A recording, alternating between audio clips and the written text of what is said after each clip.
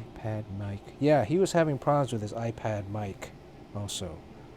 So there is a Discord Bernard. It is the same screen name, the Bernard Chang. The Bernard Chang is my handle for all social media, so it makes it easy.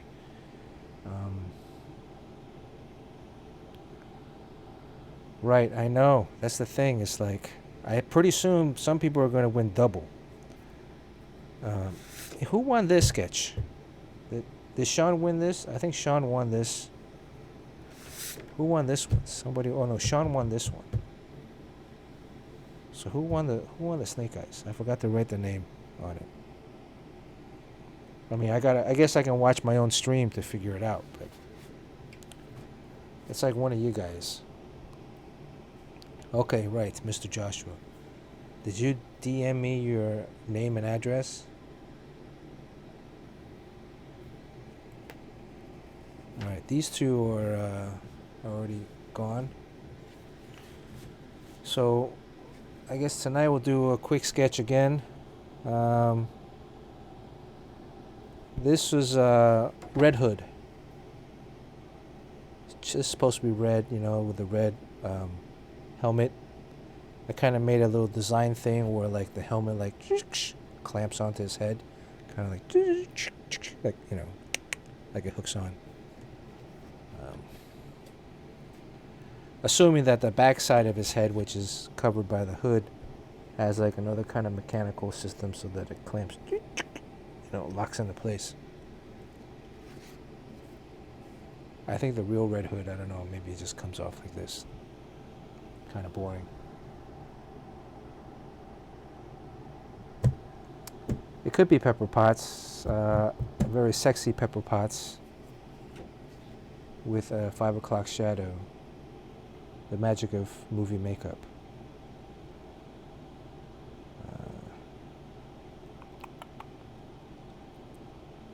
So who was the other guy that was new here? Something beastly. Bane Reeker. Bane Reeker, if you... Oh, yes, your name sounds familiar. If you hang around long enough on the stream, whatever I do today, I might give away. I mean, you have a chance, right? If you're new, you get 3 chances. If you've already won before and you contribute in the stream by chatting, you get 1. So you still have an opportunity. My birds, Beavis and Butthead, also get 1 opportunity. And then each time you don't win, you get an additional. So, like last time, I think Mr. Joshua hadn't won for like 2 or 3 streams, so he got an extra 2 or 3 slots on the spin wheel. So, hello, sarcastic skeletons. Welcome tonight. I hope you just caught all that about the auction thing, because we're already 9 minutes in, and I want to get started drawing. So, where are you guys based out of?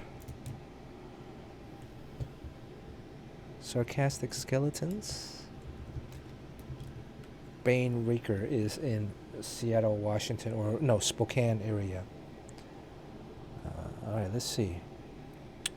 Who has some suggestions on what to draw tonight? You know, the Red Hood got a lot of thumbs up.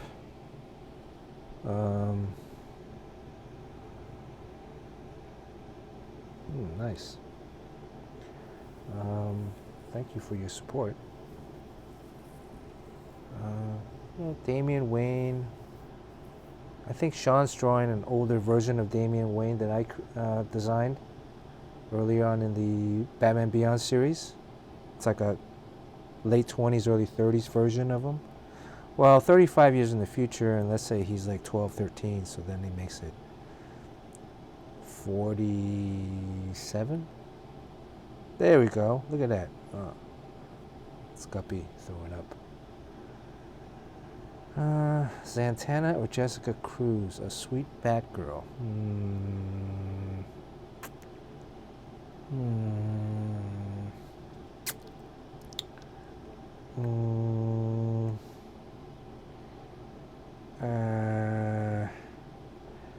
Santana is actually very difficult because of the hat. I don't know if you guys know that. I mean, drawing a hat um, is actually very difficult at times. I don't know. Sean, do you ever have a problem drawing hats? I feel like for me, um, even helmets. I mean, helmets really is just an extension of the head because it kind of comes around, so that's a little bit easier. But a hat itself is just kind of weird.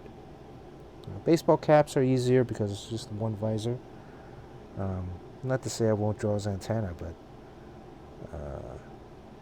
but that would be cool, Yoji, if they made a live-action Batman Beyond. Of course, you know, the best part about that, I mean, we won't be getting, I don't think, any...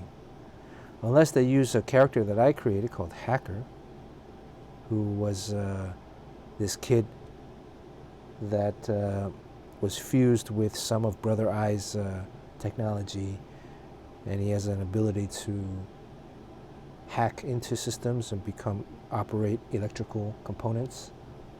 And he's like the protector of Chinatown in Neo Gotham. Old school Riddler or Cheetah? Well, I did a Chitara.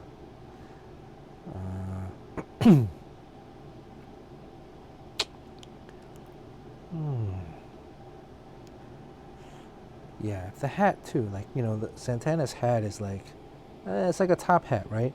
But if you draw it like too high, then it like looks kind of like Abraham Lincoln-esque. And if you draw it too low, then it like becomes... I think I'm leaning maybe more towards a Riddler, but a Riddler has a hat too. So, no. Cheetah, I did Chitara last week. Thank you, Yoji. That was a quick one on iPad. Just playing with it again because been drawing some comic book pages on the iPad. So, yeah, it really has... Is it called a bowler hat or one of those old school, like... It's like a leprechaun hat.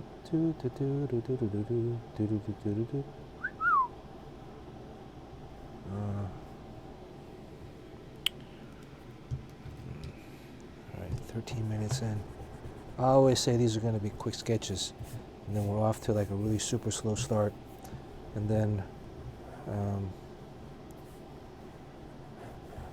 maybe today I might draw like a little bit of a torso.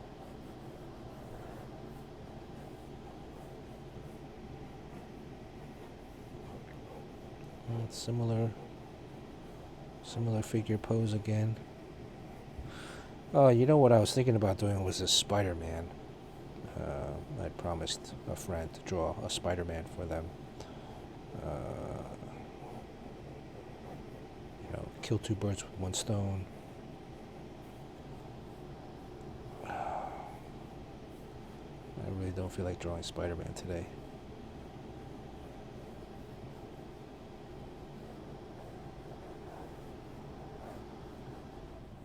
All right, should be a little bit quieter now. The AC just, turned off. I don't know. This is kind of...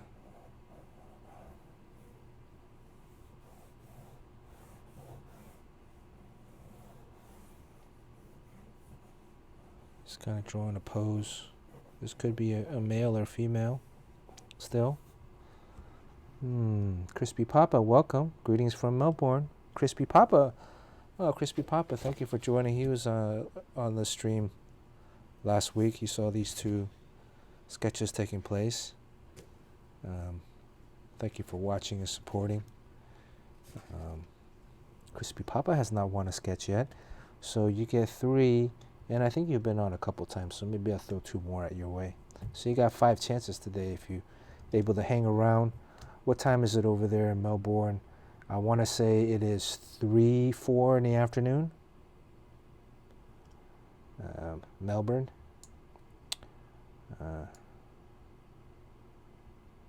Yeah, I've been turning up the mic. I have the mic up now on the OBS. I had it down like really low, so I turned that up. Just picking up a lot of stuff.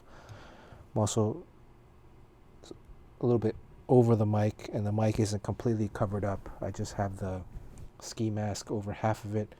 So it's green screen magic because the other half is still, you can see the mic there, right? Wow.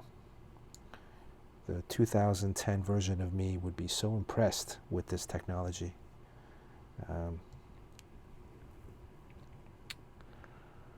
Crispy Papa, can you want to throw a suggestion on what I should draw tonight or this afternoon? That Red Hood was a good suggestion on Friday. Very popular character.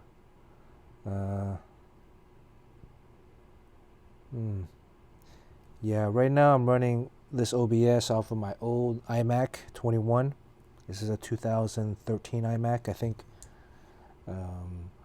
I had just purchased a new iMac 27, the latest one last year, but I used that as my main art computer, and I had originally bought these extension USB, but I find that OBS is working pretty well off of the old iMac, which is on my drawing table.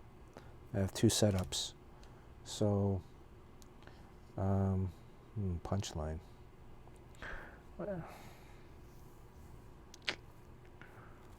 All right.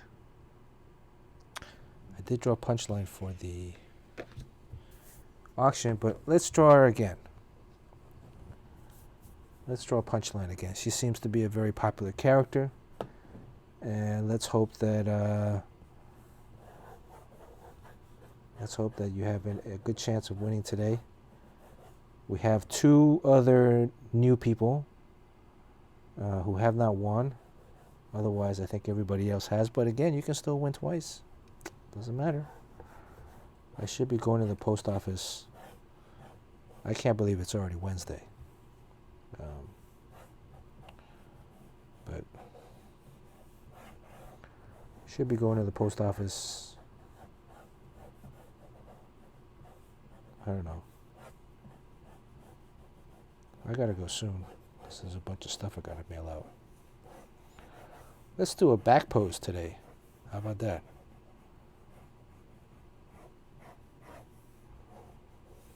Kind of like looking over her shoulder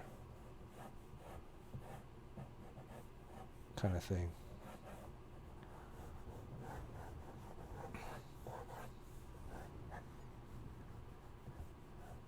Three-quarter rear view.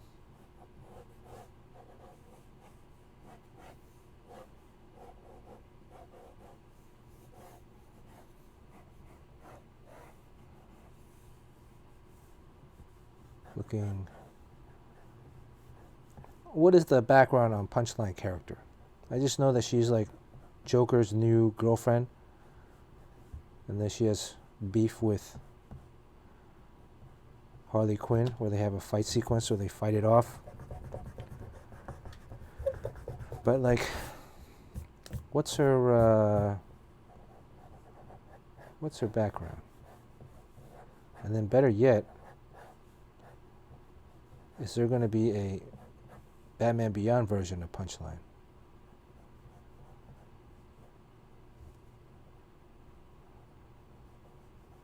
That's what hopefully Sean will be able to answer.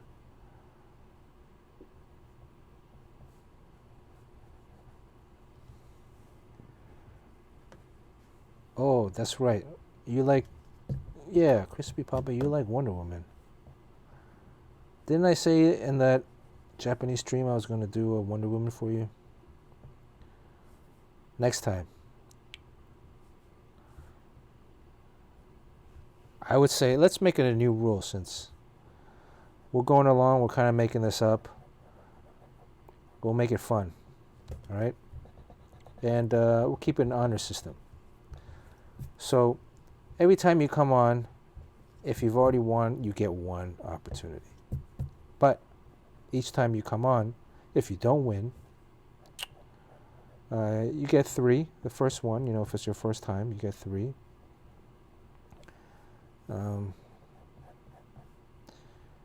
But the bonus ones, where let's say you've been on like 3 or 4 times and you haven't won, you get the bonus up, right? Power up, but you can only power up once. So if you really like this drawing, then you can get boom, boom, boom, boom. You can power up for that one drawing. What do you think of that? Does that sound fair, or should it just be every time you come back you get?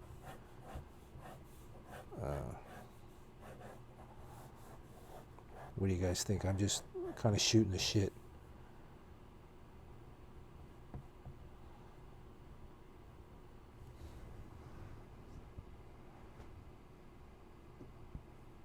So no background story on her. Well, I think what was it? Batman '92. That was the issue that she debuted.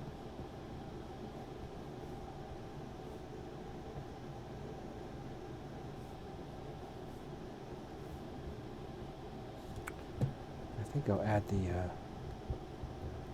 little nose thing in watercolor later. Right? That would be nice. So we're kind of okay with this, right?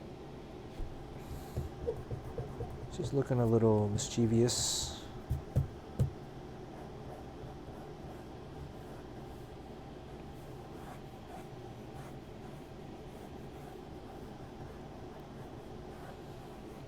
Is there anything else with Punchline that's like, I know she has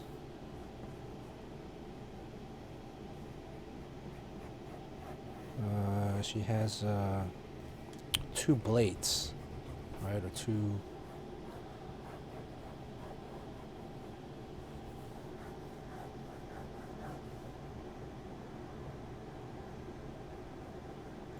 And look at this. It's going to be like a full figure. Well, not full, half figure.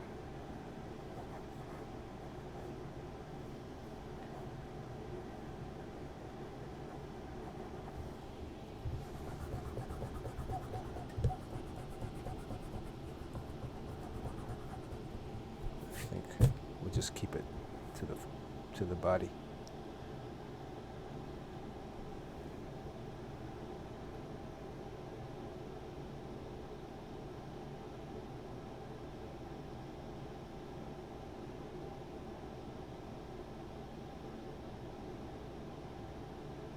Oh yeah?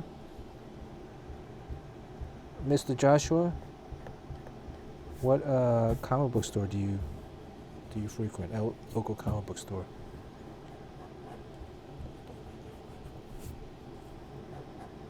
Sean and I were going to talk about post Comic-Con stories today. I think all last week everybody's social media was inundated with Comic-Con stories, Comic-Con experiences. The last stream we have, Sean and I talked about a little bit about Comic-Con last Thursday, I think, right?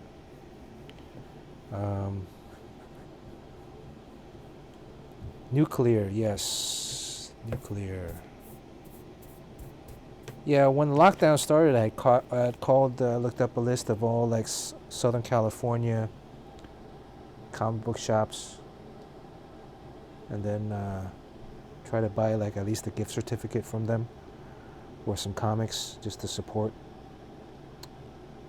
It's kind of my way of giving back to comic book stores. I mean, comic book stores are the backbone of our industry. I used to go to a few when I was young and collecting, so we want to make sure that in this time of struggle, that we support our local comic book stores. I mean, it's not a lot. I don't think I bought that much, but imagine how many. I wasn't able to get from every single one. Some of the stores at the call, I leave a message, but then they didn't call back or whatever, or I emailed, they didn't email me back. So, but yeah, I spent like altogether so far about $1,500. So.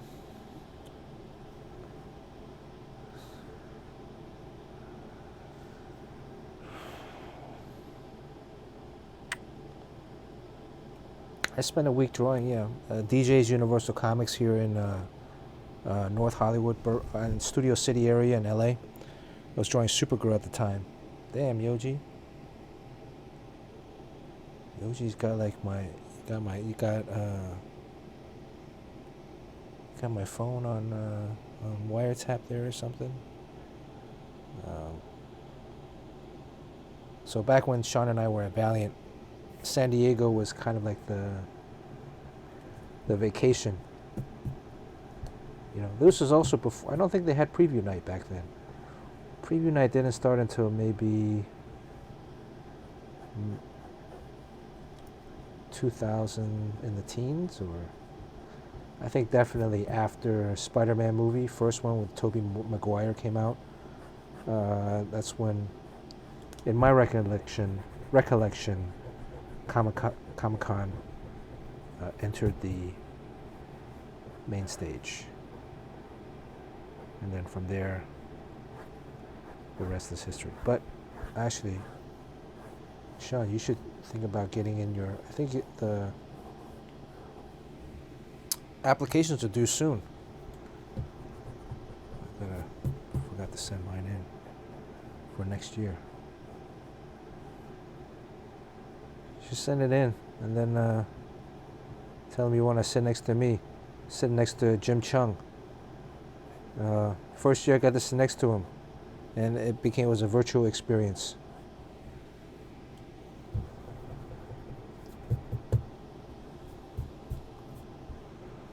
Let's see.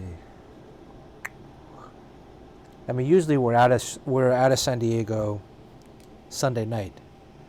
I think I stayed in San Diego on a Sunday night, maybe twice. Since I've been going since '92, so only 2 times have I stayed in San Diego on that Sunday night, and it's actually a really pleasant experience. The night after the show ends, because immediately after the show's over, we're breaking down our booths and tables, and you wouldn't believe it that how dead and empty the convention is by that time. Being that I live in LA, I've been living in LA since '96. I didn't exhibit every year at San Diego. There was a period of time in the '90s and early 2000s. I was working at Disney Imagineering, and also doing storyboards and freelance work here in LA. That I didn't exhibit, but I would still come down once a year and see my buddy Sean, as well as some other industry friends. Mentioned last time I'd come and play basketball with a bunch of guys, Jeff Matsuda, Chap Yap, Marat Michaels, I think. I always forget. And I think Fraga was part of this gang.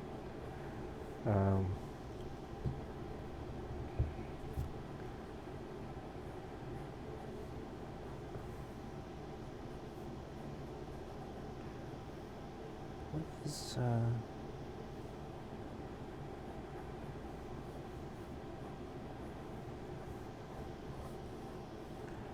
I guess there's just these balls. So the 2 times I stayed on the Sunday night after the show, well, okay, usually when we did have a booth, actually, the reason I started exhibiting at conventions was because of Sean. So Sean would come to the San Diego Comic-Con, he'd be set up in Artist Alley. Tommy Lee Edwards was there one year, and Sean was like, "Hey man, why don't you exhibit next year and we can hang out during the show?" I had do some commissions. I had all this original artwork from my Valiant days that I never sold. Just bring that. That's like extra money lying around in your house. Hang out. We get to hang out, chit chat, for the weekend.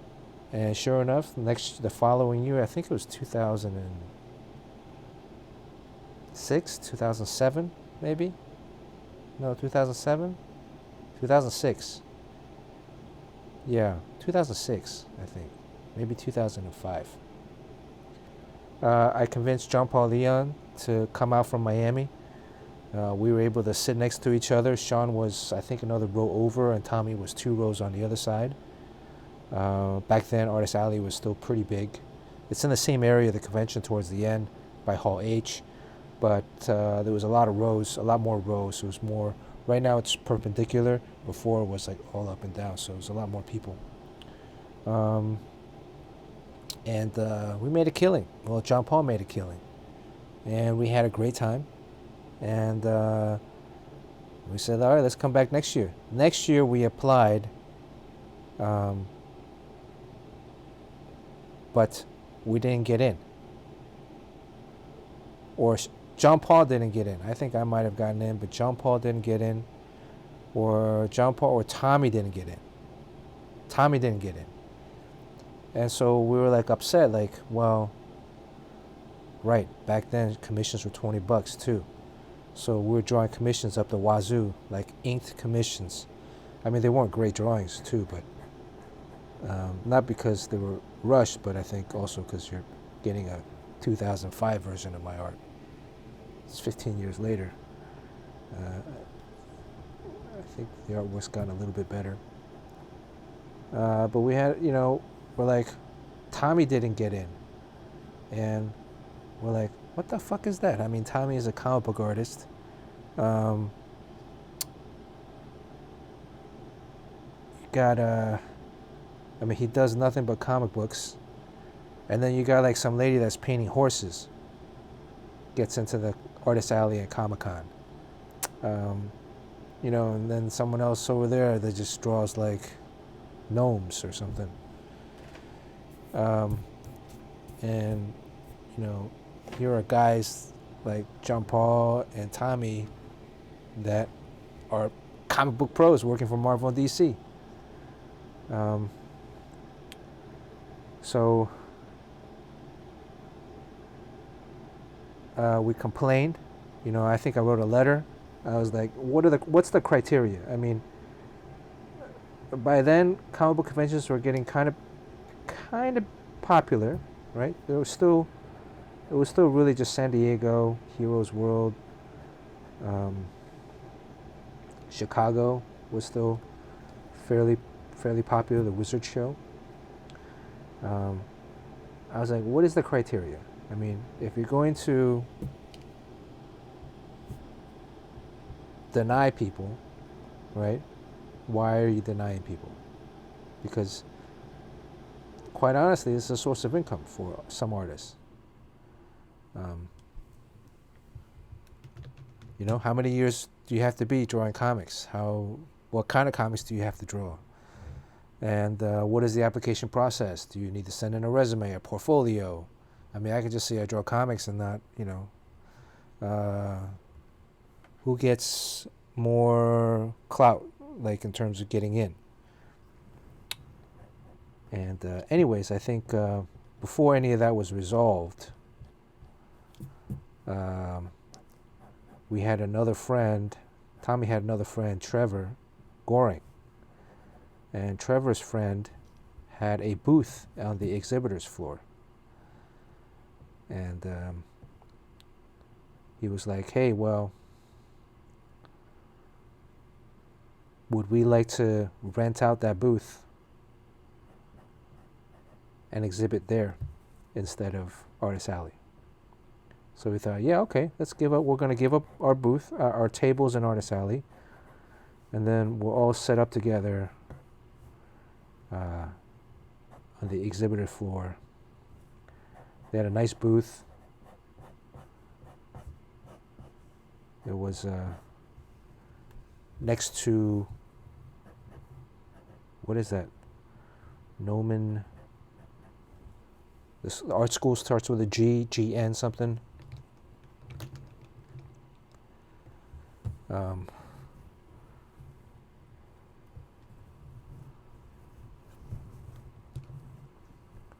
So they had a nice setup for us. It was like a nice black wooden booth backdrop, and we came out with our first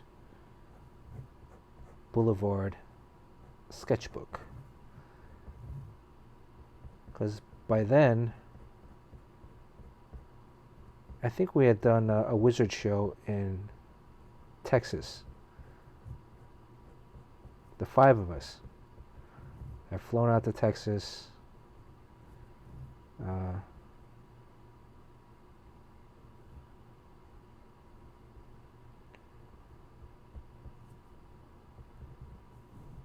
We had said, "Hey, let's start this. Let's all set up together at shows, right? That way we can, if we're there for hanging out, we get to hang out even more. So let's ask these shows if we can set up together. If we set up together, let's also kind of maybe consolidate prices, right? And maybe publish a sketchbook. Sketchbooks were kind of becoming very popular back then.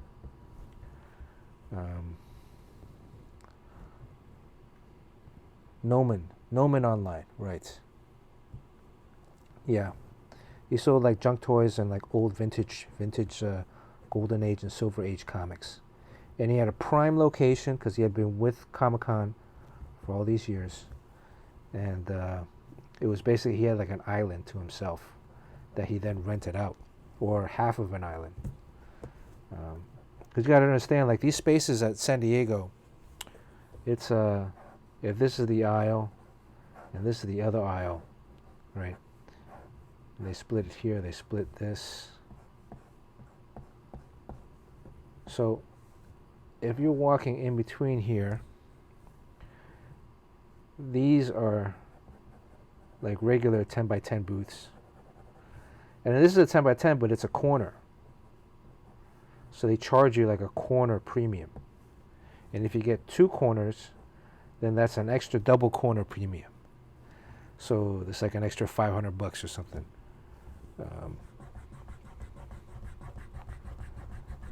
So his friend had like a half of that.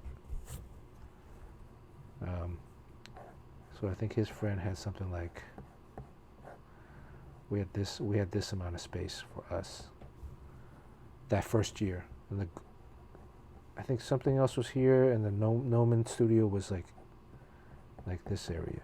This was the Nomen studio, and this was someone else. The next year we ended up getting this space, and we had that space for a few years, which reminds me of the awesome prank that we played on Sean. So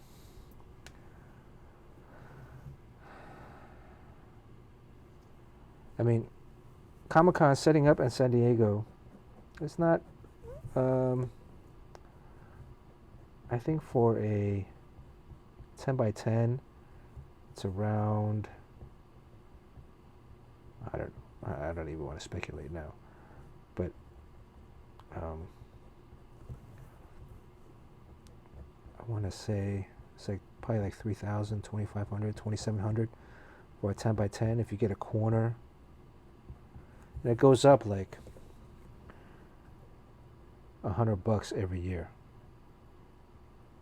Whenever they give you the booth form to fill out at the end of the year, it goes up on the dime. I bet you it'll probably be up double next year.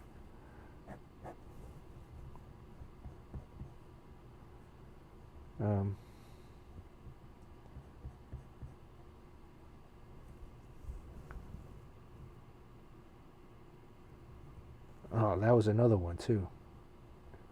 Were you there that year, Sean? You were there, right? Yeah, we shared a booth in San Diego Comic-Con with a murderer.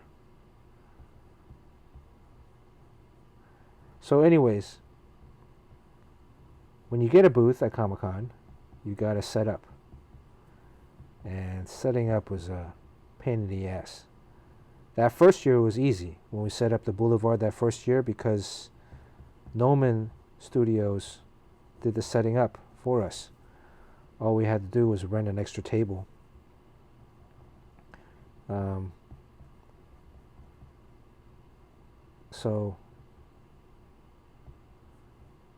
And it looked super nice because of the wood backdrop. I draw this a lot, where the girl is like biting the under lip. You were not? Damn. It's like one of the few years you didn't go.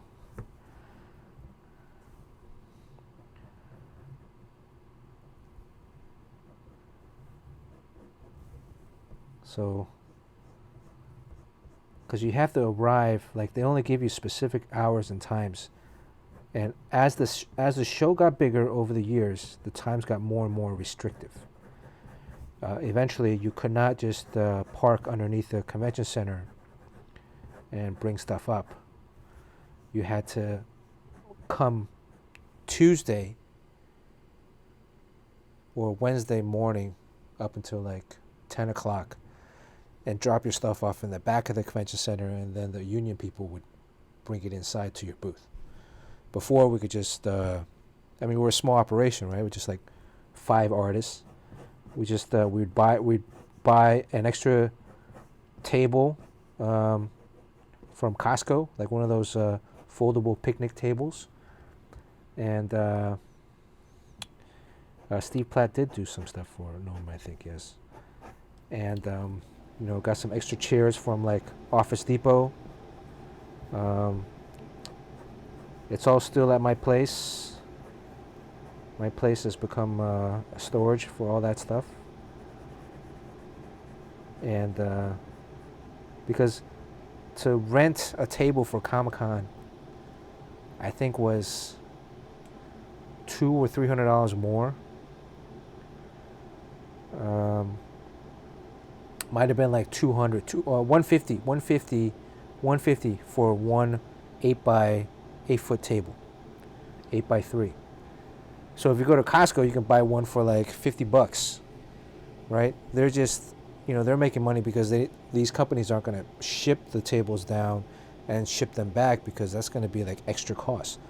So companies will just rent, $150 8 foot table, because it's actually cheaper for them. These convention centers are making a ton of money, right? So I bought one, and then just bring it down. We'd rent a car, usually like an SUV.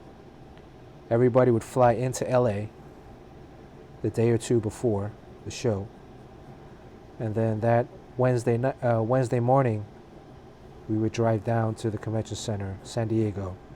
Be about normally it's a 2-hour drive, but because of traffic, as the years went by, it became 2.5 hours, and eventually 3 hours to drive down.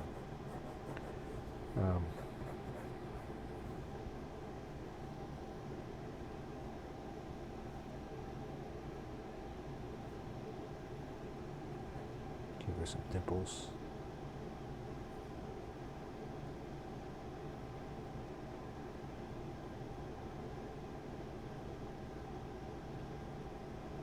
But then strike down, the last day when you're done, basically, we'd get out of there. The show would end at like 6 o'clock. We'd get out of there by like 8, 7:30, 8.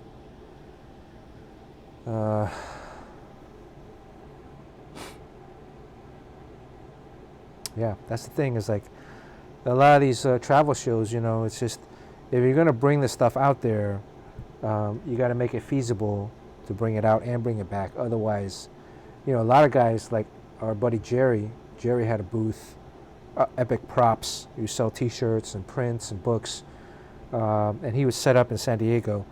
He would actually come down the day before, and he'd go to Office Depot and buy shelving, like plastic shelving, that you could just adjust like a Lego set, and build up, and then that would be his display for the show. And then once the show was over, he'd just leave it, because it would cost him like, $100-something to buy that plastic shelving. Maybe even less, like $60-70.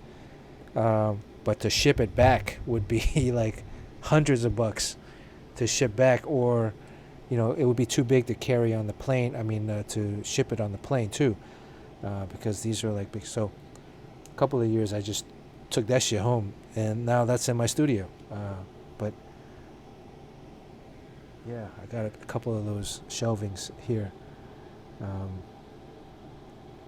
So then, after we unpack everything, load it back into the car, well, I would rent a car to drive down, and then return the car, and then we figured out that we'd probably get the same car on the way back, right? Because it's sitting there, as long as I picked it up early in the morning that Sunday, like an SUV, so that'd be big enough to load our luggage, our books, and all of our display stuff.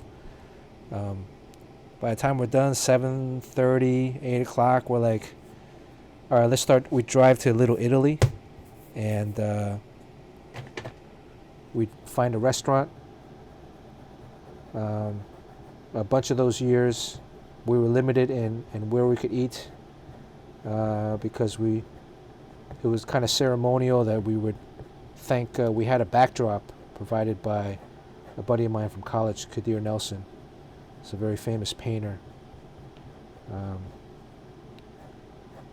And he had a backdrop that he bought in '04 for the NBA All-Star game. He had an exhibit here.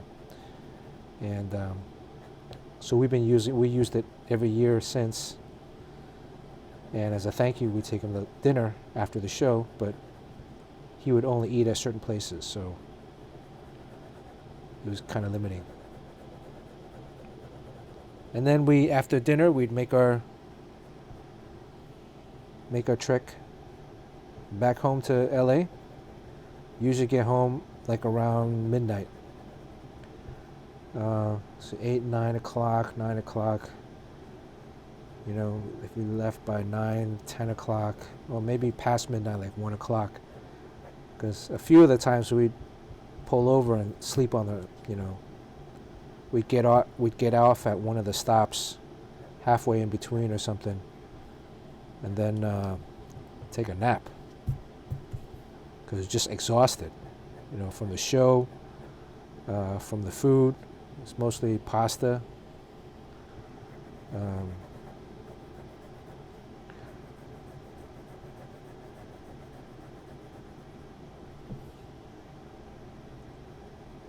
A couple times, yeah. We slept on the side of the road in the car. So drive back is 2 hours still, but again, there's still some more traffic, some residual traffic. So you're going to hit some of that on the way back through Orange County. Normally it's a 2-hour drive, but for Comic-Con. Now, the 2 years that I did stay over, 1 year was in a hotel, another year was at a friend's place.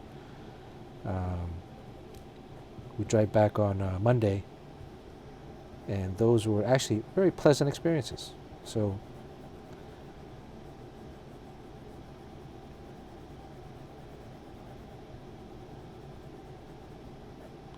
anyways, Sean, should I tell about the prank story? I think that was at San Diego 1 year. I'm not too hot on this hair, but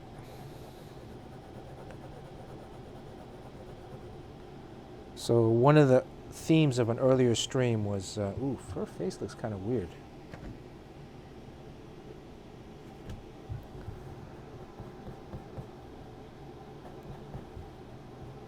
Will I be able to fix this with just more pencils? I think it's this hair thing that makes it look kind of weird. Because I went so dark so early with the lead, it might be a little difficult to erase now. I thought the face looked okay earlier. How come no one said anything?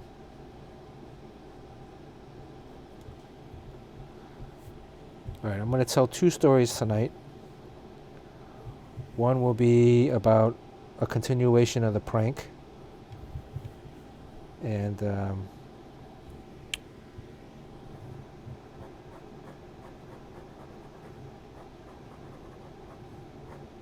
The second one would be about the murder. Yeah, the prank on you, Sean. Do you remember it? It was out of San Diego. I don't remember what year.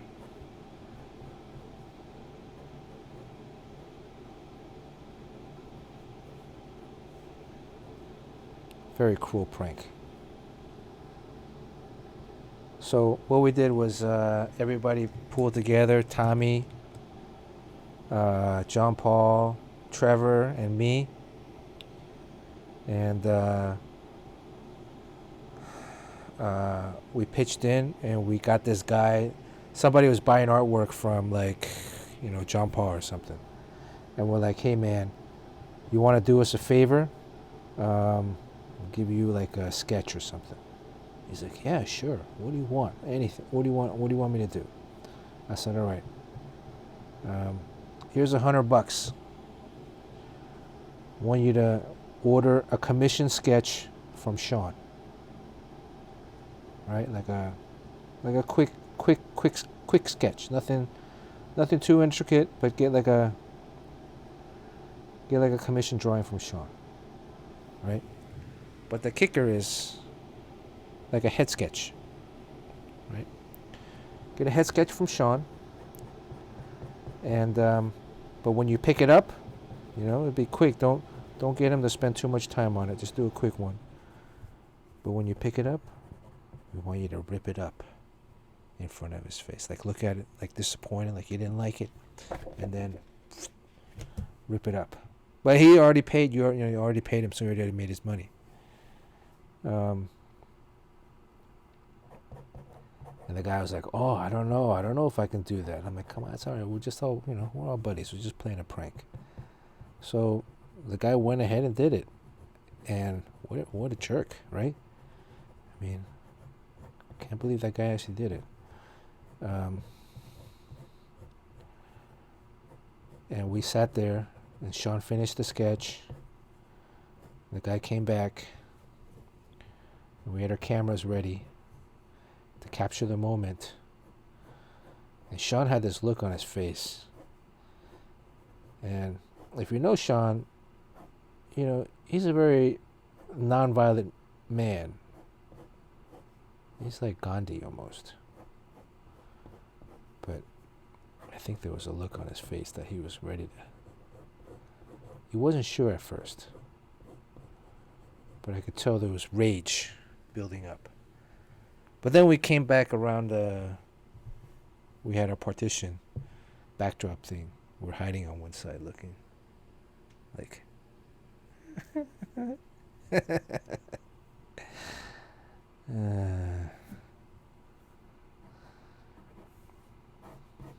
So that was our mean. That was a mean prank that random fan did. He's the one that carried through with it. What an awful guy.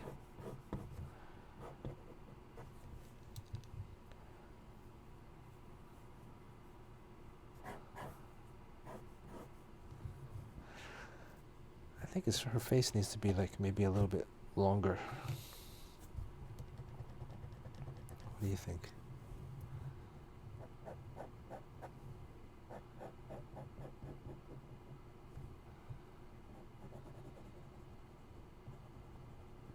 So then, because as the booth costs went up every year, and some years, like, some of the guys can't make it out, so to defer the costs of the booth, we would have, friends of friends join us. So one year, eventually Trevor's friend, the guy that sold the vintage comics, he, the next year, he didn't want to come back. So he was done.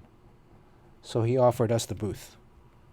He's like, if you guys want it, you can take over. Otherwise, if we went in on our own, like started our own thing, we basically start at the bottom of the list again. That's how the San Diego worked. So he's like, you come in next year, sign in under my name. It's as if we purchased this business over. Right? I think it's perfectly legal.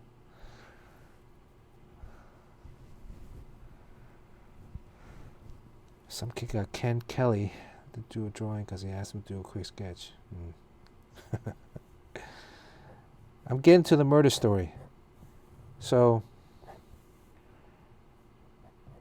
we sublet part of the booth out, right? So we had a 20 by 10 partition. We had a 20 by 10, and we sublet maybe like 10 of that out.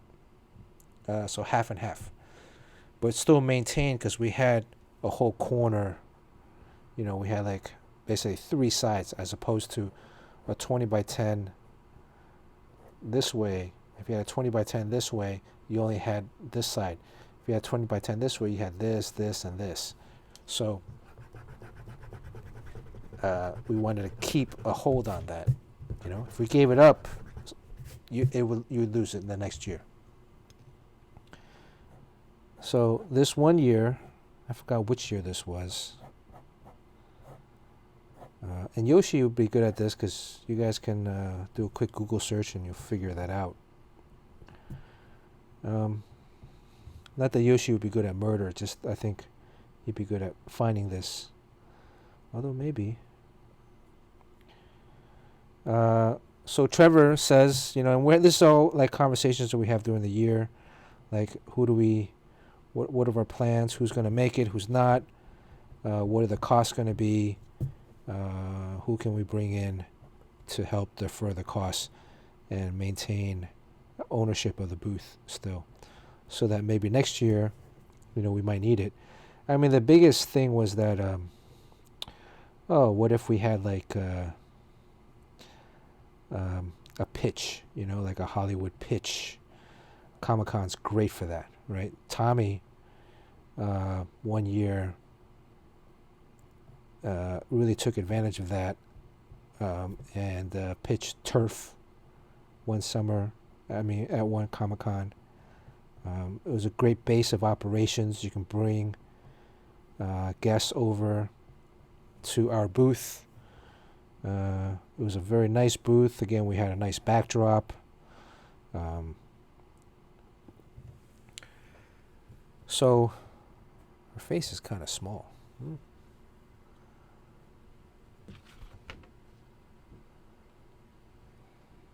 I can't see what's wrong with it.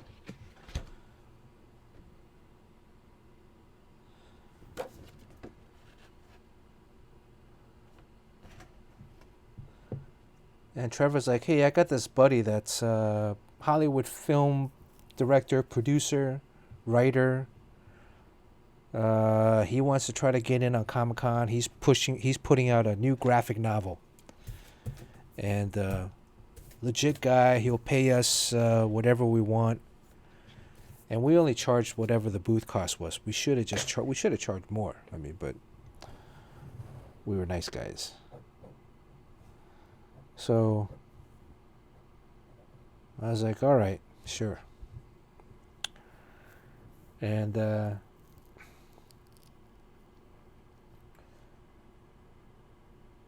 so this guy's name was Blake Lively, I believe. You can do a Google search. Blake Lively.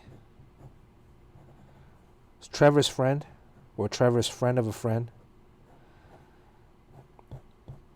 Trevor is notorious for having very interesting friends.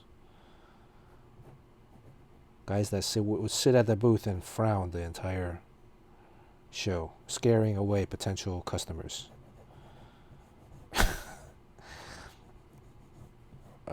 His friends were. So yeah, we shared a booth with Blake Lively. 2 years later, he would murder his girlfriend in their apartment, chop her up. Well, actually, I think what he did was he drained all the blood from her body in the bathtub. And he showed up late. He had me carry his boxes in for him. I was like, what the fuck? And then he did his thing. He had a book. He had a graphic novel. The weird part was that the graphic novel was like a murder mystery or something like that. And the murderer in the graphic novel had killed his girlfriend and drained all of her blood in a bathtub,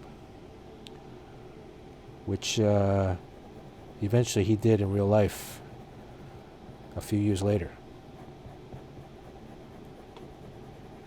So, I mean, imagine to my surprise, like a couple years later, another friend was like, "Hey, wasn't this guy at your Comic-Con booth a couple years ago?"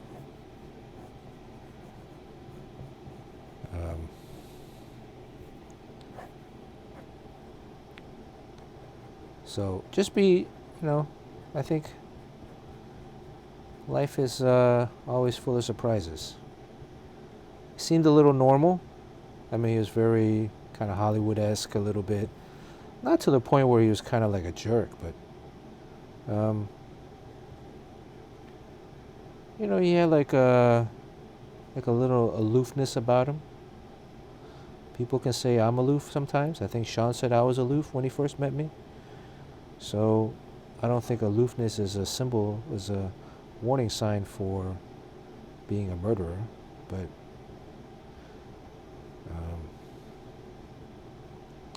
yeah. And then what's also kind of surprising is that when the comics news sites got hold of this, that in LA there was this comic book writer kills his girlfriend in the style of his graphic novel, Murderer.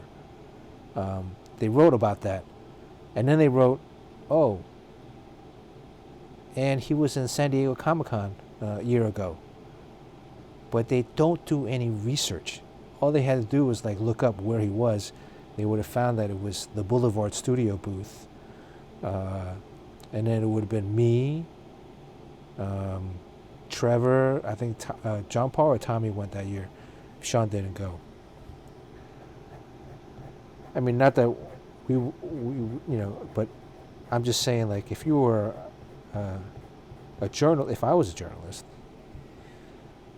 I would be like, wow, hey, actual comic book people sat next to this guy. Wouldn't you interview them? You would think, right? So,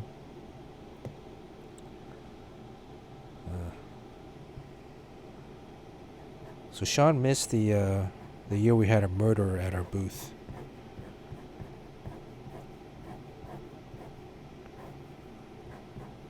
And that was interesting.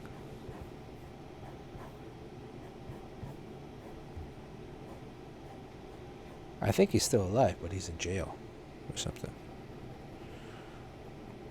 Do they have Twitch in jail? Can they watch this?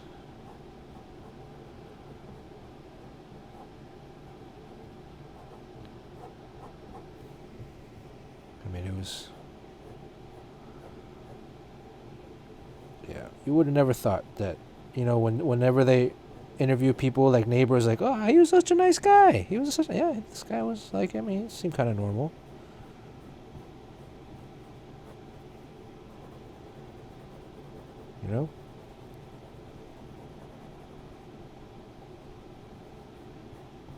Like the thing with him was, Trevor was like, yeah, the guy has like his father was like super wealthy or something.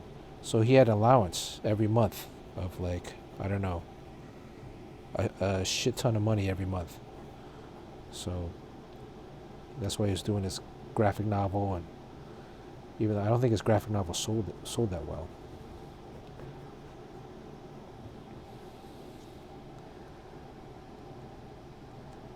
Oh, so you Googled it, right? Well, he's not a serial killer, right? Because serial killers are guys that kill more than once, or have like right? I think this guy is just a regular murderer.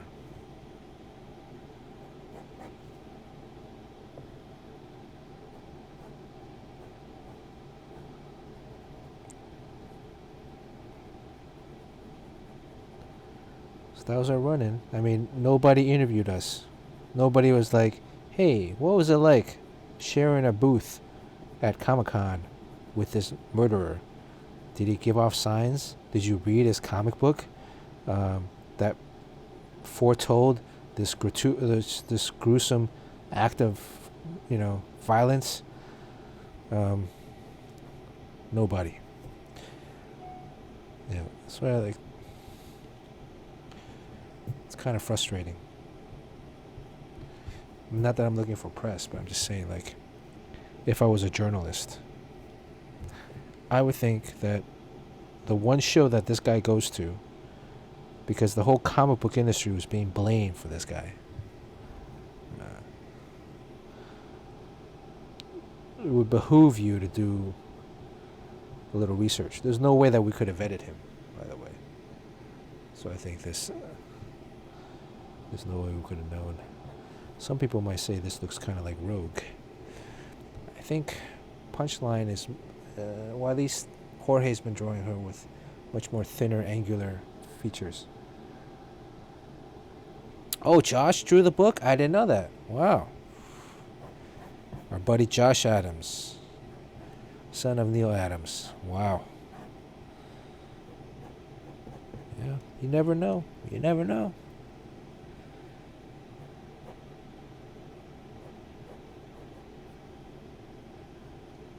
You never know.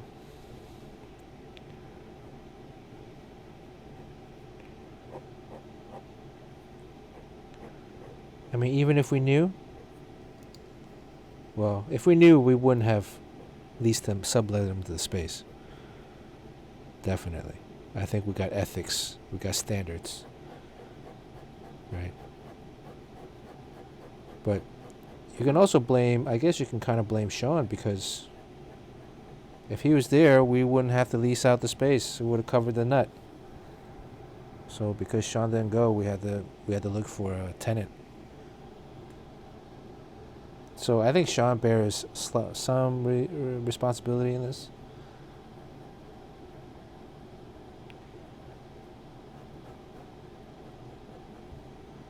But most of it is just Trevor has the weirdest friends.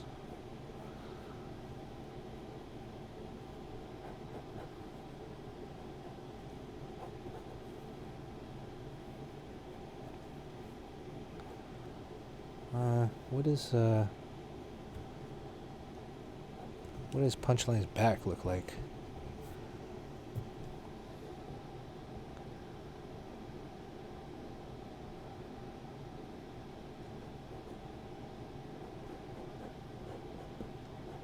So what did you think of that story?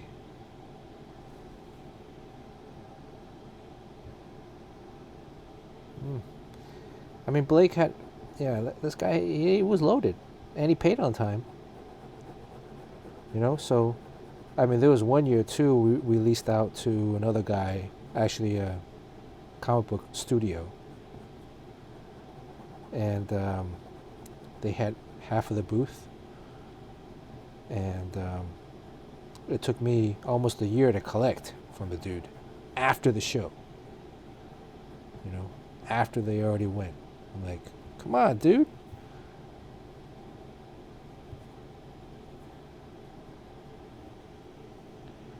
I mean, paying on time is pretty important.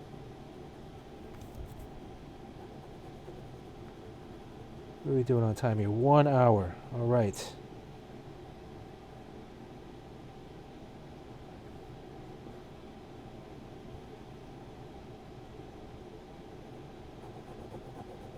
See, Sean missed all the fun.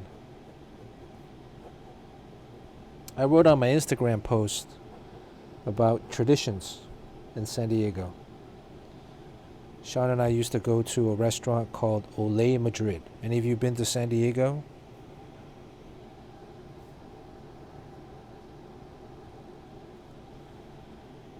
Yeah. Collecting from publishers is another thing too. I mean, a lot of times smaller publishers, they might give you work, but collecting from them can be pain in the ass. And I've actually, had my couple stories where nightmare. One company owed me like $25,000. It also led to the deterioration of a friendship that I had with someone.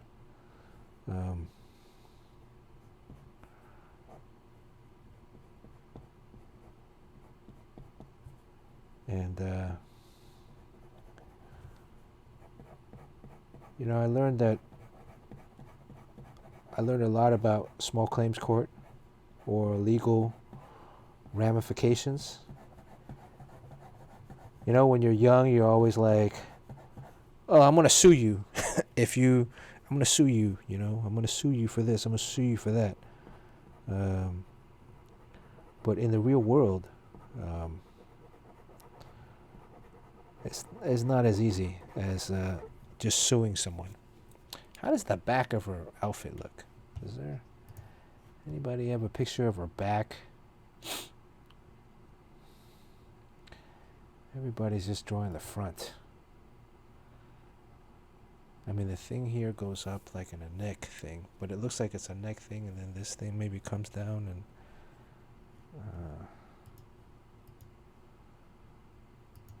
who has an issue of Batman 82 in front of them?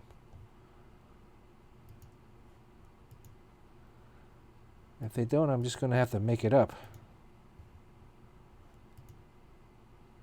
Surely there's a Jorge Jimenez turnaround.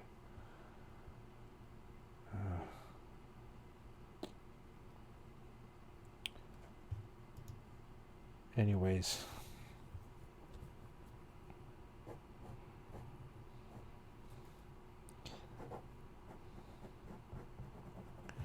So we'd go to Ole Madrid, and it was what was the first year we went? I think the first year we went with some guys at Valiant, like Steve Mazarski or maybe Marty Stever.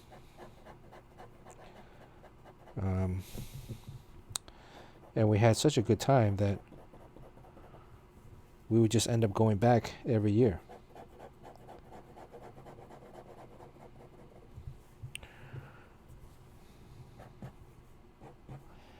I think I'm just going to make it so that it comes down this way, because the outfit comes up and hugs the neck, right? So if it hugs the neck, it's like one of these hugging the neck things. And then this thing comes down.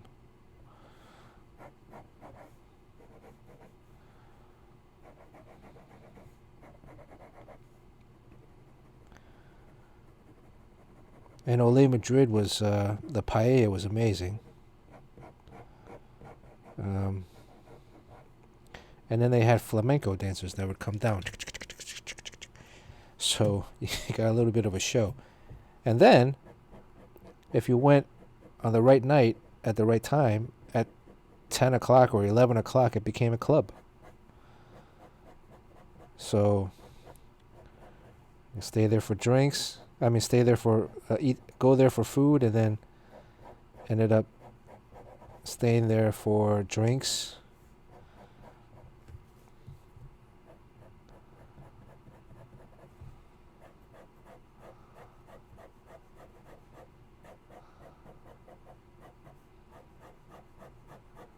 I think when you're drawing, it's important to not have straight lines. It's humanly difficult to draw a straight line, but especially if you're drawing stuff on the human body, there should be some curvature to it.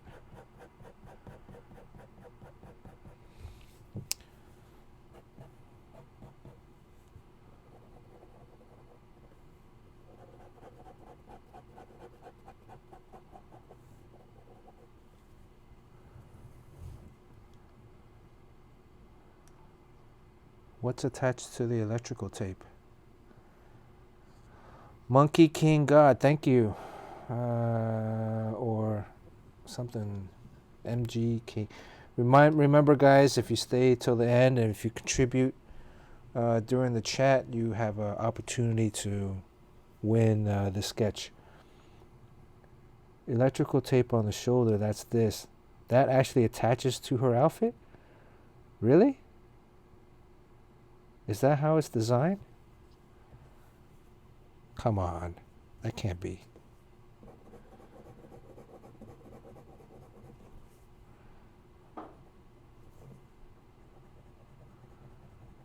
Is that true?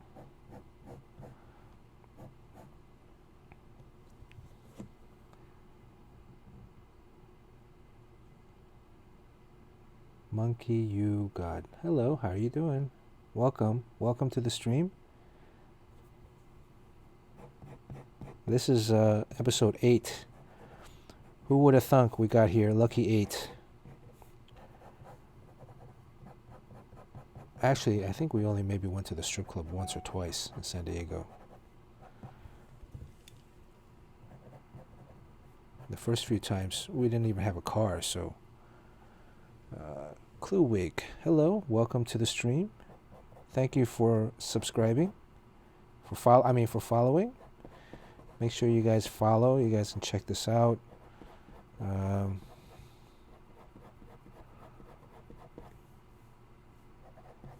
Yeah, I don't know what you're talking about, Sean.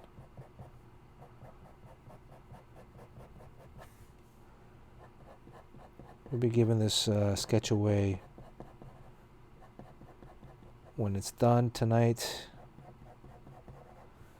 Let's see, what are the rules again? Well, we didn't make a decision on the rules. I will leave this decision for the rule amendment to the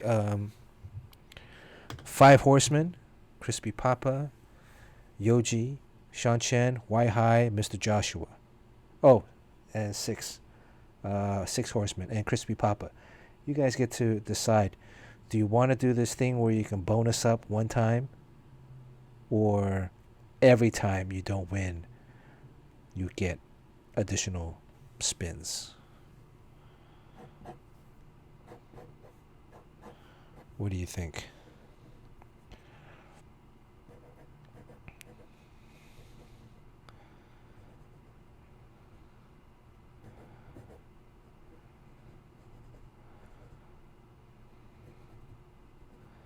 You guys let me know.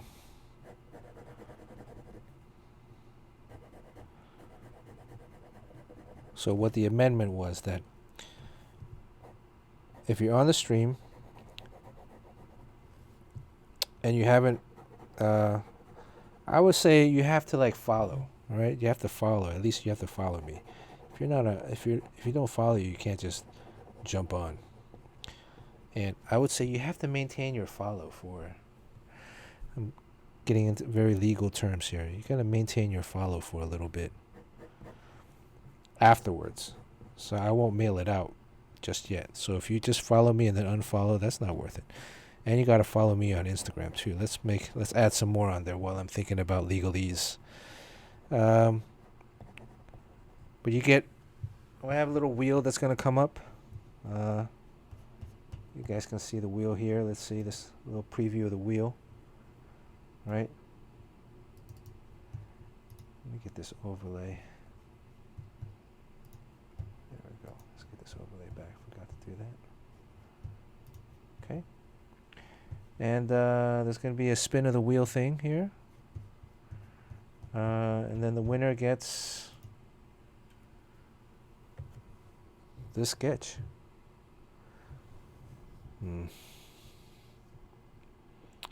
Well, hence the cabin fever. Oh, sorry, this way. Hence the cabin fever name. You know, we're in a coronavirus lockdown. I'll admit I'm a little loopy.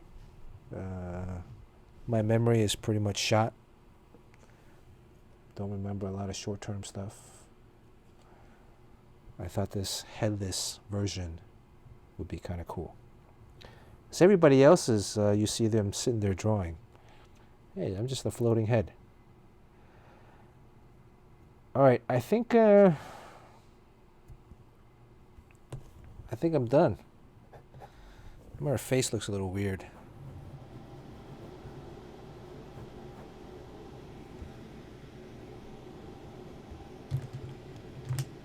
Let me go in with the magic eraser. Sean, do we have any more stories to tell today?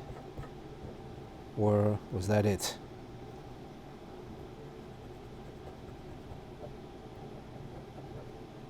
Oh, I gotta go in with the watercolor. Right.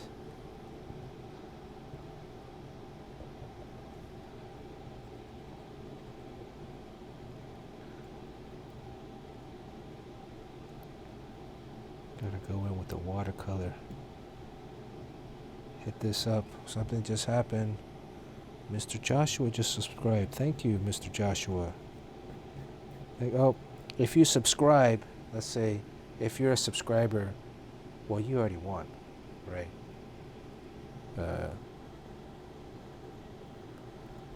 I say you get double the. So did we come up with a vote? The eraser is a round eraser. This is actually at the end of the life. I was hitting the plastic part. I got two different erasers.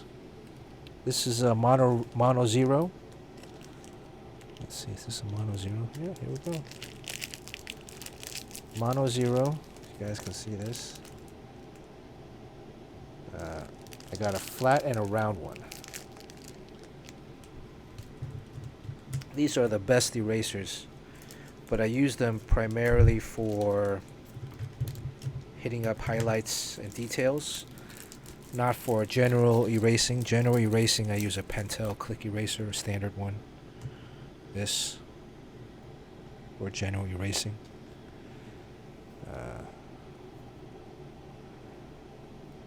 These mono erasers, they come in, I think there's another shape too. This one's the round one, the thin round one. So you can kind of go in there and it's almost like drawing. See, you gotta go.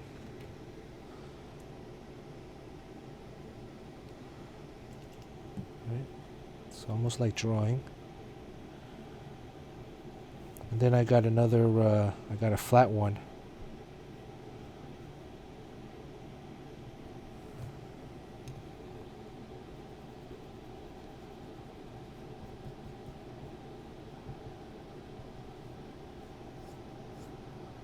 The flat one gives a, it's like a nice, let's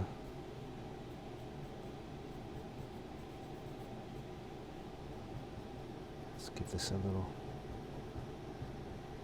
bit of a hit here.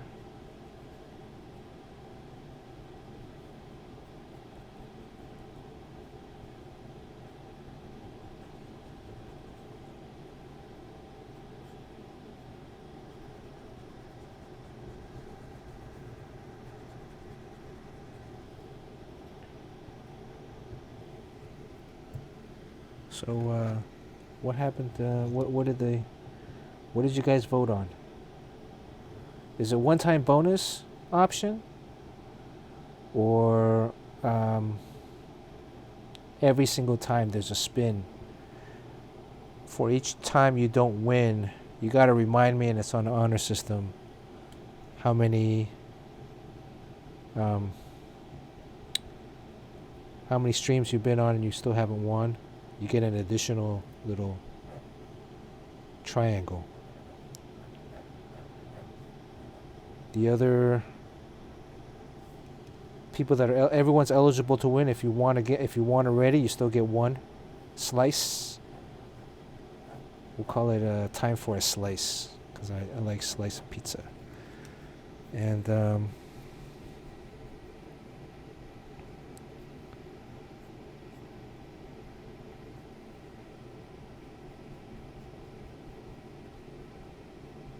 also, my birds are eligible to win. So if my birds win, I get to keep the piece. Maybe put it on my big cartel later. And then I think we'll keep doing this until the stream grows. I know some people don't want the stream to grow because then, I mean, you can win more than once, I think. So if you're participating in chat, there's no reason why you shouldn't be eligible to win.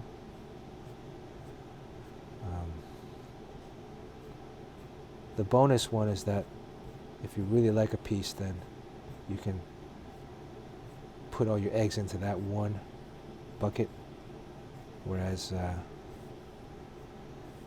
right, makes it a little bit more exciting. But you can only bonus up once every quarter, so once every 3 months. But by then I will have forgotten already, so you can really take advantage of me. What happened to this? The magic is gone.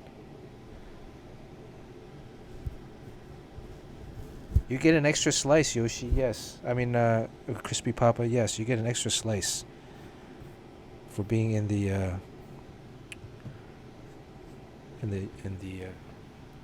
the other guy's name is Yoshi, the Japanese stream that I did. You guys can watch that on Twitter. There's a link, I believe. I don't think it's on my Twitter account, but I should add it, right?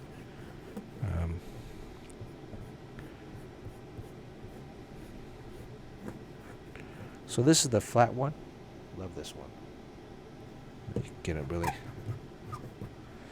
and you can get pretty thin.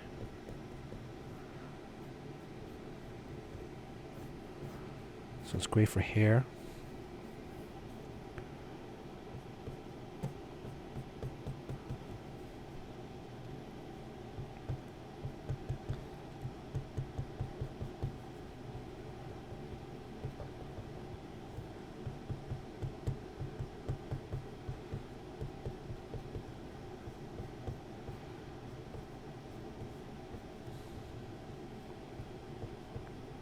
Alright, and then let me add a little color to this.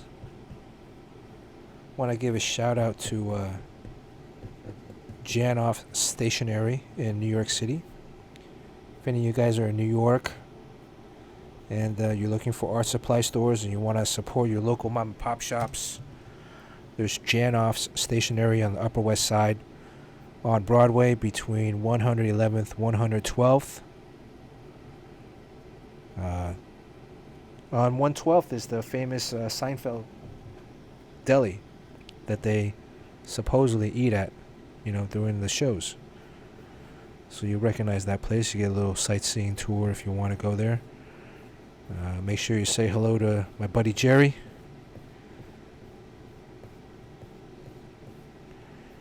If you go to Janoff's, I'll throw this one out. If you go to Janoff's and buy something there, anything over, let's say, $20, come on here, take a picture of your receipt. I'll give you an extra slice, I'll give you a double slice, whatever you qualify for. So Sean would get 2 slices because Sean already won one. Yeah, there's a bunch of different erasers. I didn't know about this stuff until a year ago when Janoff's sent me these. And now I use them all the time. I mean, mostly for commissions. Like sketches like this. I don't use them for... Well, I do use them for regular work too. But again, some of my interior work I do on the iPad. The covers I still draw traditionally, but because it's all of the pieces are inked, I'm not as control freak with the pencils. So, all right, that's her face is a little weird. I can't see why. I can't see the reason. I think her eyes are a little far apart. But let's hope I can fix this with...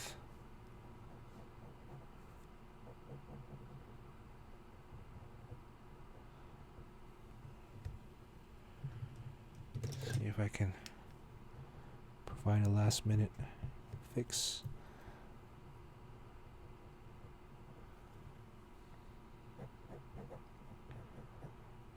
I'm going to be streaming hopefully twice, maybe 3 times a week. Last week I only did once. The week before I did 3 times. So I like to shoot for that goal. Probably Wednesday, Thursday, Friday, or Wednesday, another day in the week, and then maybe once on the weekend. But it depends on the work schedule. It depends on my mood.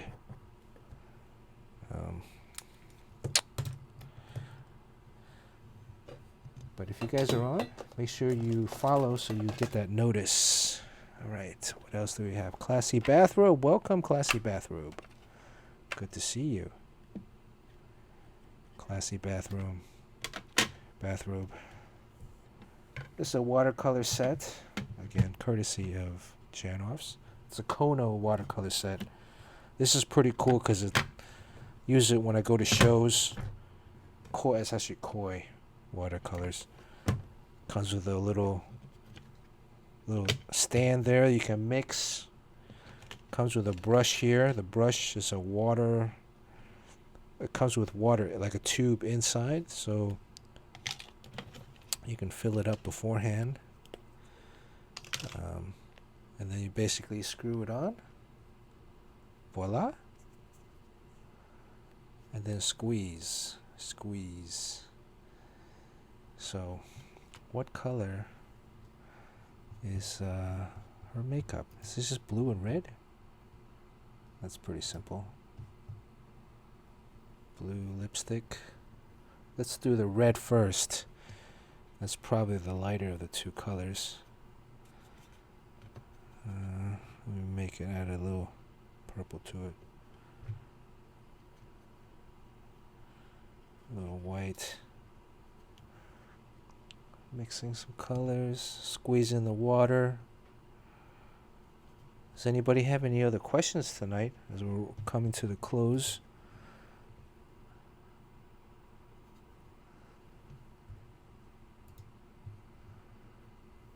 There we go.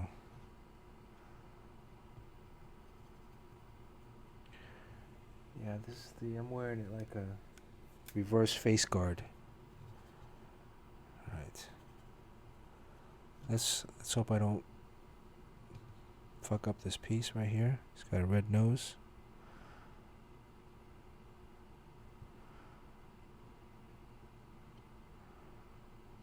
It's got red cheeks.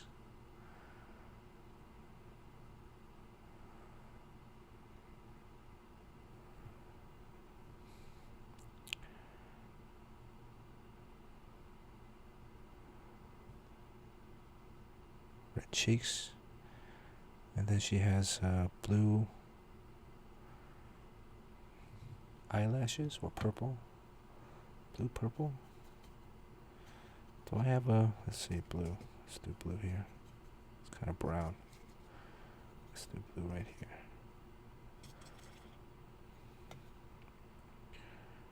Let's get some water. Oh. Hello. Green screen shirt guy. Yes, I'm sorry I can't read Japanese, but yes, we have 2 new guests tonight. How do you pronounce your names? Welcome to the stream. Did you guys catch the Brave and Bold stream last Friday? Tonight is just a quick sketch of Punchline.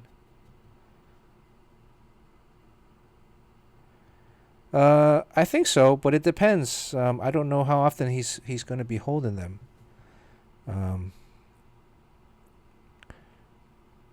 But that was kind of fun. I actually got to draw a little bit more because he did a lot of the talking. You know, he was translating what I was saying, and then when he was translating, I could focus on drawing. So,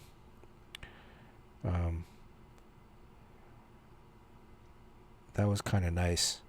Here I noticed I try not to have too much dead air when I'm on. Meaning I have to keep talking.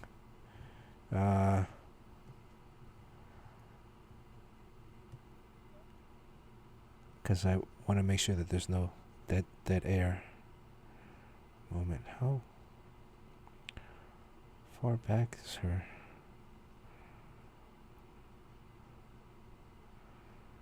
Well, welcome to the stream.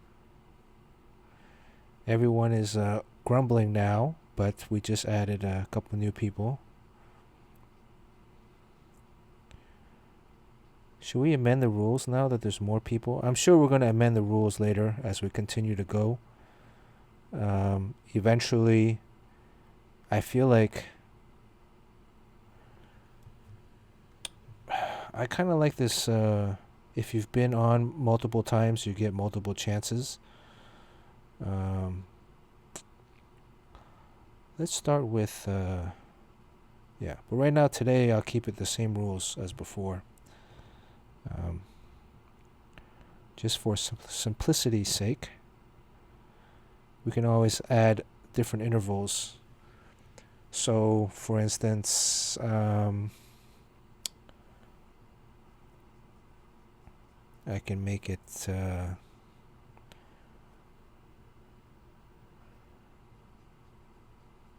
like best 2 out of 3 spins. But then what if there's multiple winners? And then I do ranked spinning. How about that? You know, like how it would be great if we had ranked choice voting. We do ranked spinning. 1 spin with everybody, including those multiple choices. And then I do 3 spins. And then I get the top 3. And then those three winners spin it for 1 chance to win. How about that? That's getting pretty complicated. But it sounds like it's fun. Right? I mean, it sounds like, is that more fair or less fair? All right, I think I'm done here. Her face is kind of almost kabuki-esque.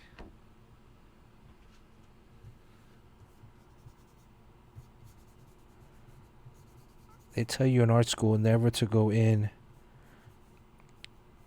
with your finger. But okay. The camera's at a slight angle, so should be able to see a little bit better.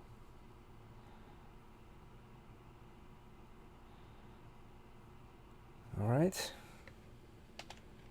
I'll put away the brush later. One more touch up.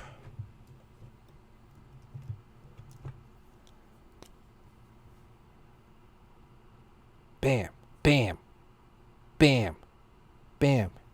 There we go. There we go.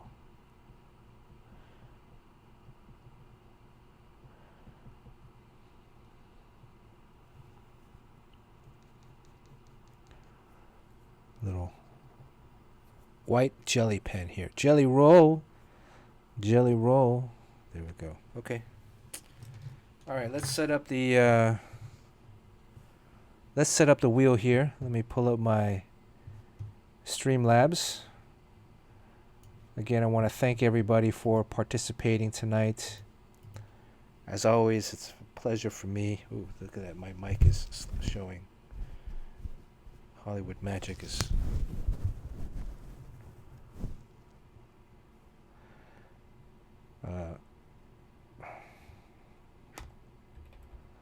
it's disappearing here. Let me turn on the Streamlabs. I'll try to stream again tomorrow.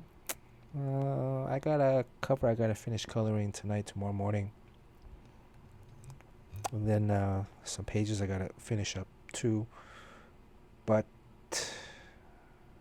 if not tomorrow, then definitely Friday. Try to do another live sketch. I'll try to do at least 2 a week. No, Crispy, I just did the 2. I did the these 2 last time. Captain America has a really big chin. But what can you do? Streamlabs. Okay, Streamlabs, widgets, spin wheel. All right. Let me clear the categories. Let me add a category. Okay. Who's first? Why High, are you still here?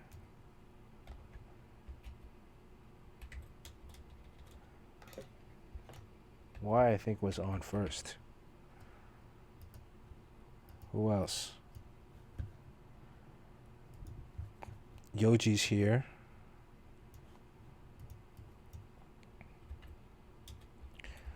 Yoji from Maryland. Thank you for...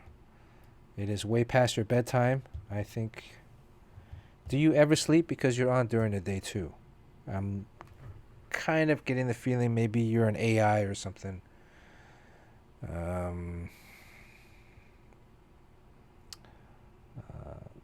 Mr. Joshua. Mr. Josh. Sean Chen.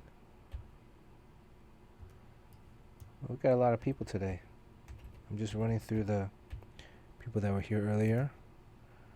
I'm going to run Beavis. Do Butthead. Let's see, who else? Alright. Who else am I? Crispy. Crispy gets 3 plus, let's say, 2 or 3 more.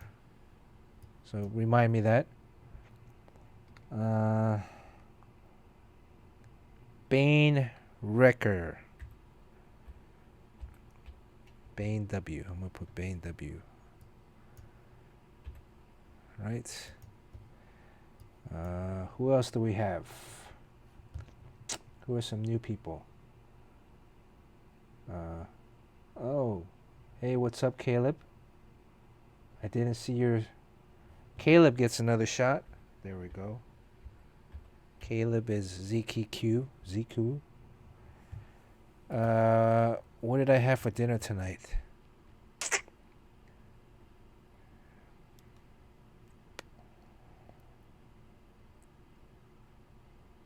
I don't think I ate dinner. I mean, I had a pizza for breakfast. So that was enough calories for the day. Kludwig.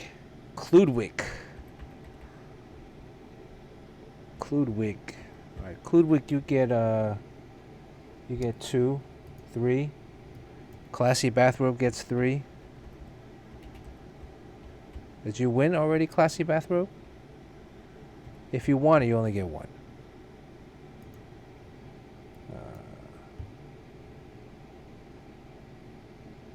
Who else? Let me know if I'm missing somebody. I haven't said your name. Hokkyo?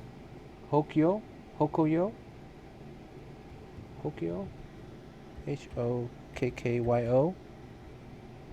That's only one account, right? I got Yoji down. Okay, let me switch to this wheel here so you guys can see what I got. My head is... And then hopefully next time we can work out this audio and we get Sean on there. So, let me see... Let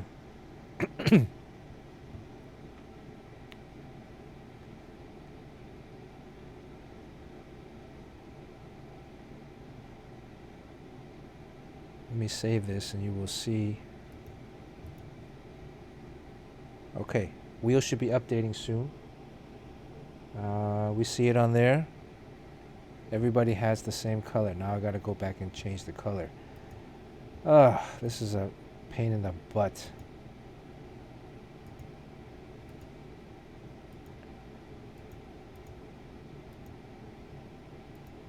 Why couldn't they have made it easier? I guess the easier one you have to pay for.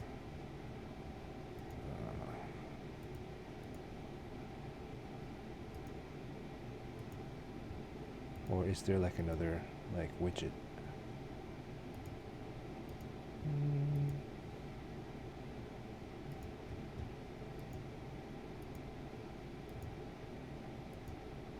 Alright, I'm just going in and adding the colors. I think I'm missing somebody, so if you want to be in this, you got to type something in the comment section. Otherwise, forever hold your peace until the next stream. But check, let me see, it's coming back up. make sure your name is on there. Can we see all this? Let's make this bigger. There we go. That way, when I spin it, somebody's gonna get an epileptic seizure and throw up all over their computer, which would be amazing. Okay, make sure your name's on here.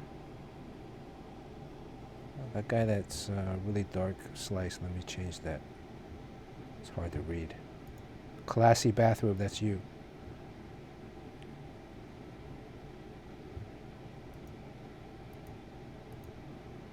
Okay. I hope I got everybody. There's this donut guy. Who's this donut guy?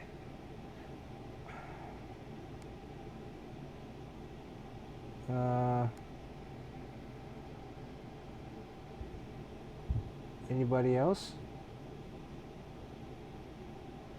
Okay, Crispy Papa. I'll give you 5 slices. So you got 1. Let me add 1, 2. Why high? Have you 1?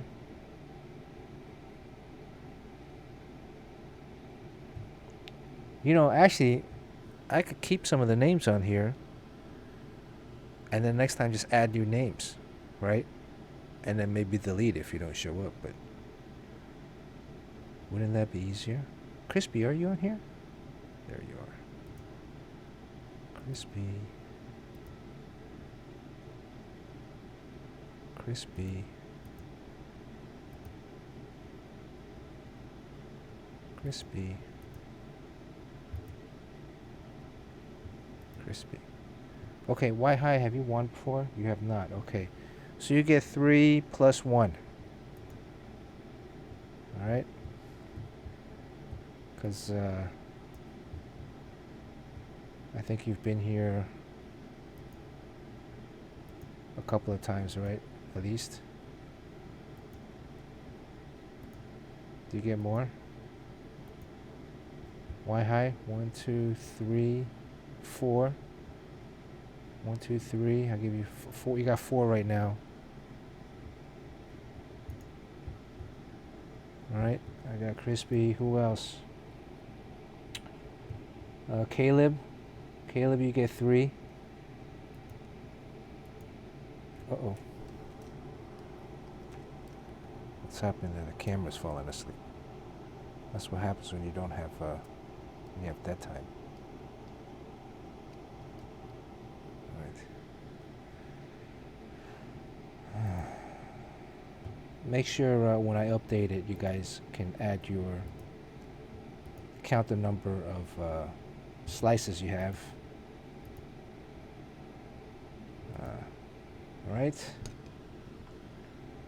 Caleb got 3 plus 1.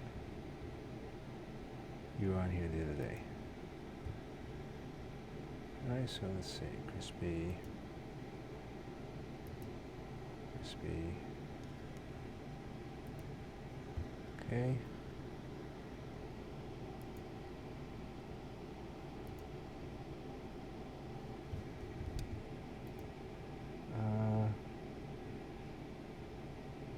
Almost there. Y high.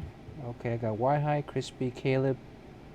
Who are the other new guys? Cludwig. Cludwig, please type something so I know you're here. Otherwise, you just get that 1 square.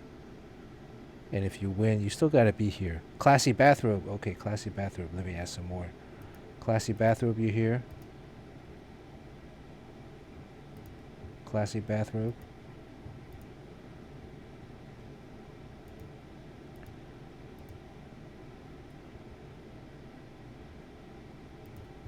Alright.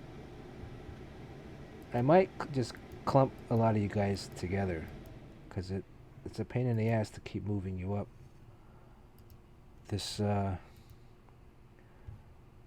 it's not very, it's a little counterintuitive, but it's free. Ooh, look at that. It's a lot of damn slices there. Somebody's gonna throw up when I spin this. Veritax 209. Did you just sign on, Veritax? Have you been watching the stream? Kluwick, there you are. Okay. Yeah, it is. But for now, I mean, I might not do it in the future too, because I don't know. We'll see. But Cluewig, let me ask some for you. You get two more for Cluewig, so you get three altogether. Cluewig, you get three. There you go. Boom, boom. Let me move one of them up.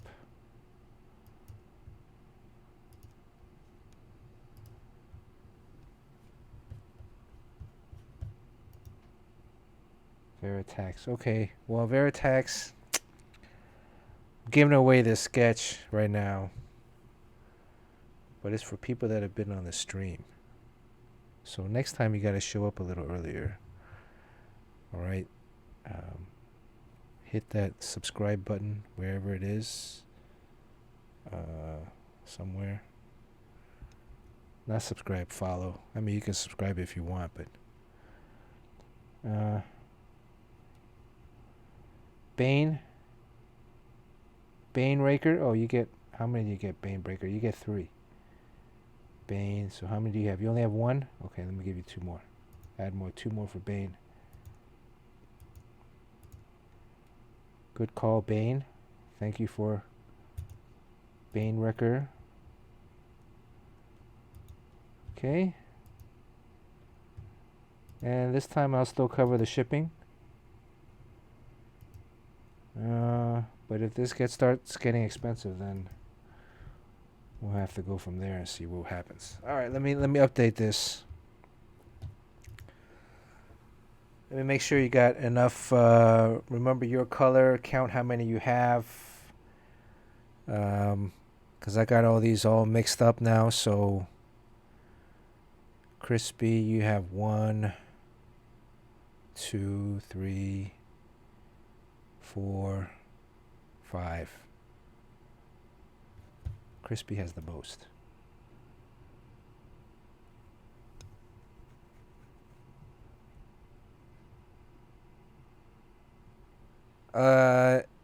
Parrotlets, yes. Well, the birds are asleep right now. It's almost midnight. It is midnight. Okay. Double check. Last call. Make sure you got enough people. Make sure you got enough slices for yourself. I mean, just do a quick color count.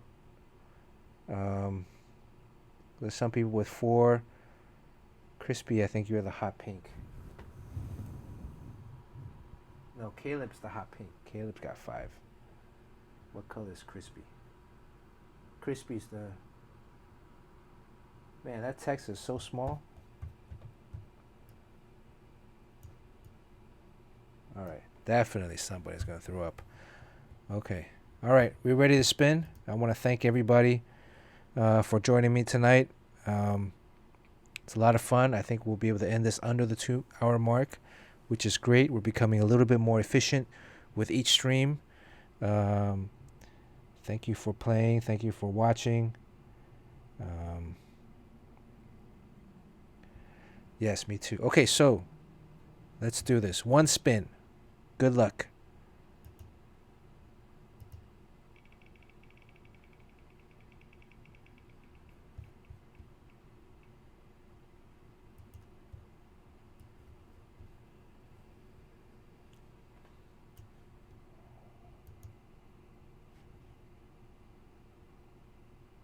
Is that Mr. Josh?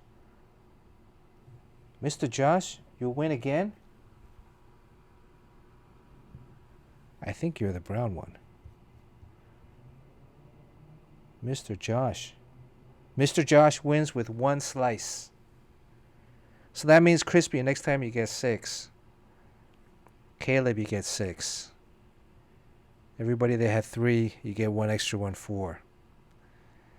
And Josh, that's your second prize. Did I already send you the first one? Maybe I can mail both in the same one. 2 in a row?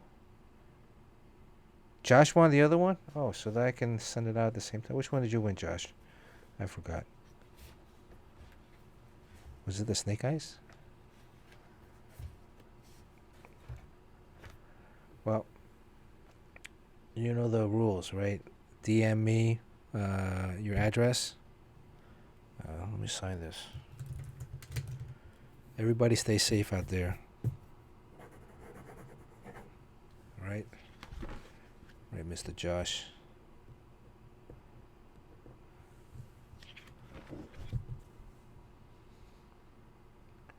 Thank you for playing. And hopefully, if not tomorrow, then Friday, I'll see you guys. All right? Take care.